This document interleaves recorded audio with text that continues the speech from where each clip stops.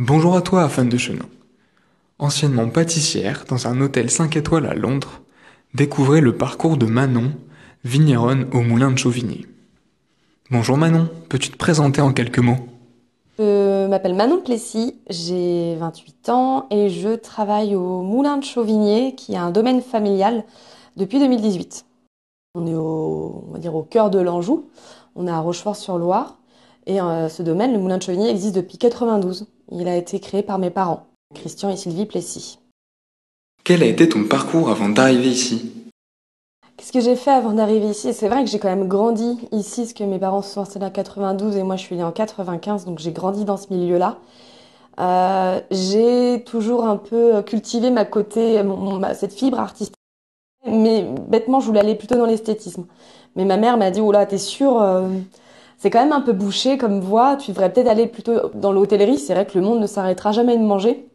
Et c'est vrai que cette phrase a résonné en moi, et donc du coup, j'ai fait école hôtelière.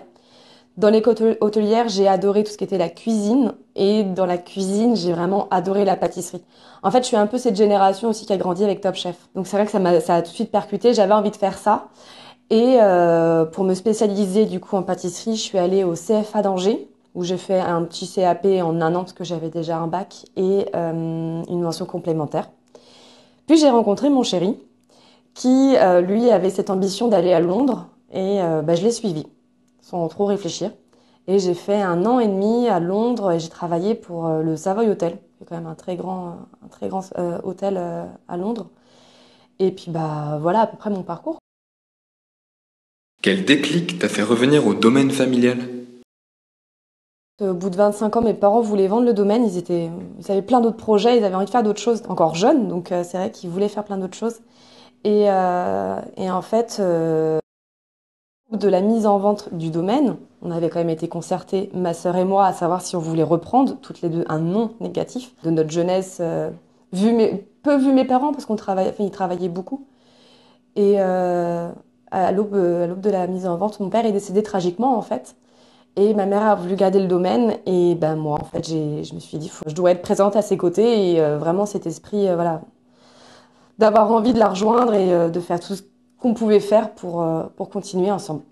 C'est vraiment cette volonté de continuer ce que l'on faisait tout en améliorant. Alors on va pas suivre leurs traces, mais ouais, on essaie de faire ce qu'ils savaient bien faire, quoi. Enfin, du bovin.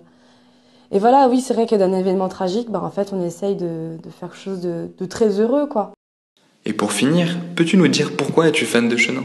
Pour moi, en fait, ce cépage, c'est vraiment typiquement un cépage caméléon. On aime l'appeler comme ça parce qu'en fait, il va pouvoir s'adapter à tout type de moments, de cuisine, peu importe que, voilà, faut sortir un chenin parce qu'on peut aller du pétillant jusqu'au vin moelleux en passant par les vins secs. Enfin, je le trouve vraiment accessible, pratique. Et puis, vraiment, il est si expressif en fait dans tous les vins que nous on peut faire et que tous les vins que je goûte aussi. C'est vraiment, ouais, je veux un cépage, ça sera le chenin, quoi.